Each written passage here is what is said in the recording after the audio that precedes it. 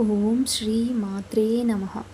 వివాహమైన ఏ స్త్రీని మనం ఏది కావాలి అని అడిగినా మీకు ఎన్ని నగలిస్తాము, ఎంత డబ్బిస్తాము, లేదంటే మీకు ఇన్ని బంగారు నగలు ఆభరణాలు ఇస్తామన్నా కానీ ఏ స్త్రీ కూడా ఏమీ కోరుకోదండి. తన సౌభాగ్యాన్ని మాత్రమే కోరుకుంటుంది. సౌభాగ్యాన్ని నిలిపి భర్త ఆయుష్ని పెంచే కాపాడే పూజ ఈ క్షీరాబ్ది ద్వాదశి రోజు చేయాల్సిన తులసి పూజ. అసలు ఏమిటండి ఈ క్షీరాబ్ది ద్వాదశి అంటే? మనం చాతుర్మాస్యం అంటాం, తెలుసు కదా. అంటే ఆషాఢ శుద్ధ ఏకాదశి నాడు శ్రీ మహావిష్ణువు యోగ నిద్రలోకి వెళ్తారు. మళ్ళీ కార్తీక శుద్ధ ఏకాదశి రోజు ఆయన యోగ నిద్రలోంచి మేల్కొంటాడు. ఇది అందరికీ తెలుసు కదా, చాతుర్మాస్యం అని.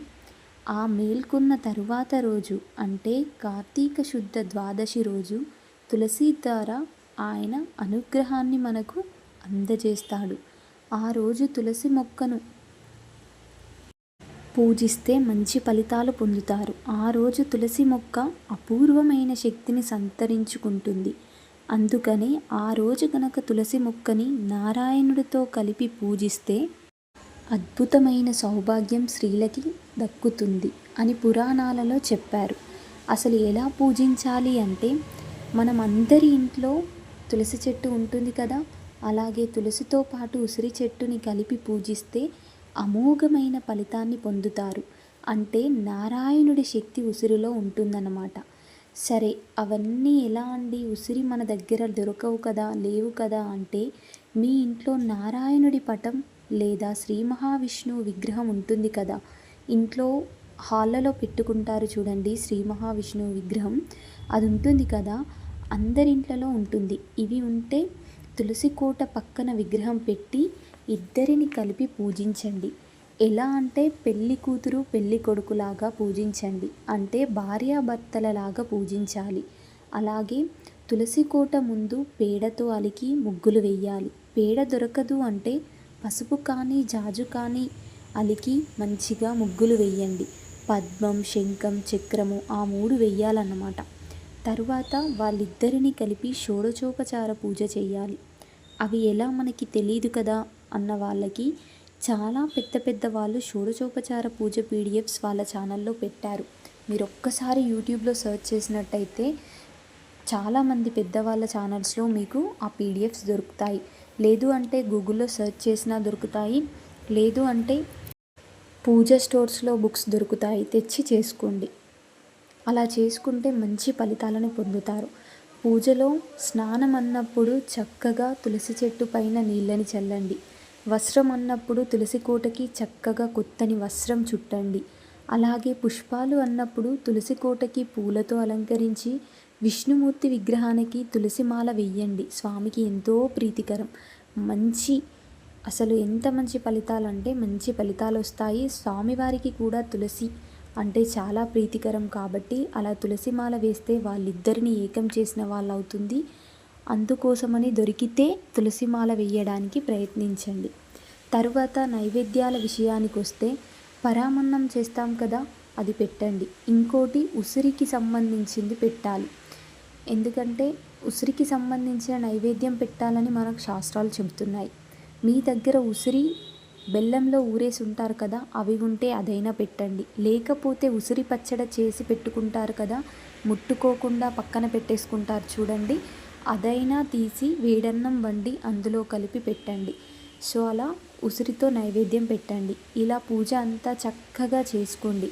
పూజ అంతా అయిపోయిన తర్వాత తులసి చుట్టూ చక్కగా 3 ప్రదక్షిణలు చేయండి. మీకు తులసి నీడ గనక అడ్డు వస్తే నీడని తొక్కకుండా నీడతో కలిపి ప్రదక్షిణలు చేయాలి. తులసి కోట నీడ ఎప్పుడూ తొక్కకూడదన్నమాట. సో తులసి చెట్టు నీడని తొక్కకుండా చక్కగా ప్రదక్షిణలు చేసి ఈ పూజని చేసుకోండి. ఈ పూజ చెయ్యడం వల్ల చక్కటి సౌభాగ్యాన్ని పొందుతారు. భర్త ఆయుష్ని పెంచిన వాళ్ళు అవుతారు. అలాగే పెళ్ళి కాని వాళ్ళు కూడా చేయొచ్చండి మంచి భర్త కోసం.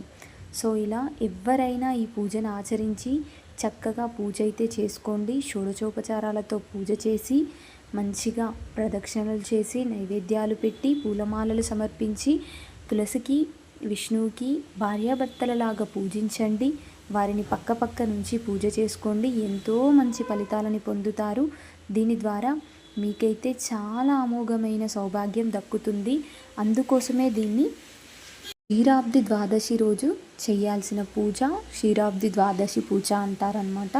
సో తప్పకుండా మీరు తులసి పూజని క్షీరాబ్ది ద్వాదశి రోజు చేయడానికి ప్రయత్నించి మీ సౌభాగ్యాన్ని మీరే కాపాడుకొని చక్కటి ఫలితాలని పొందండి. పెళ్ళి కాని వాళ్ళు కూడా ఏ అనుమానాలు లేకుండా చక్కగా నిండు భక్తితో ఆ తులసి విష్ణువులని పూజించినట్టయితే, పూజ ఆచరించినట్టయితే తప్పకుండా మంచి భర్తని పొందుతారు.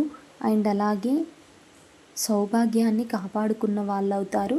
సో అందుకోసమని మీరు ఈ క్షీరాబ్ది ద్వాదశి రోజు తులసి మాతకి విష్ణువుకి కలిపి పూజించి మంచిగా షోడశోపచారాలతో పూజ చేసి మీ భక్తి శ్రద్ధలతో దేవుడిని ఆచరించుకోండి. తప్పకుండా మహావిష్ణువు తులసిమాత అనుగ్రహం అనేది మీపై ఉంటుంది. మంచి ఫలితాలని కూడా పొందిన వాళ్ళు అవుతారు. అందుకోసమని చెప్పేసి ఏ అనుమానాలు ఏ ఆడంబరాలు లేకుండా చక్కగా ఉన్న దాంట్లో పూజ చేసుకోండి. చాలా దగ్గర తులసి దొరుకుతుంది. సో వెళ్ళి తులసాకులను తెచ్చుకొని మాల కట్టి స్వామివారికి తులసి మాల సమర్పించండి. మన వాడలో మన వీధిలో చాలా పూలు ఉంటాయి.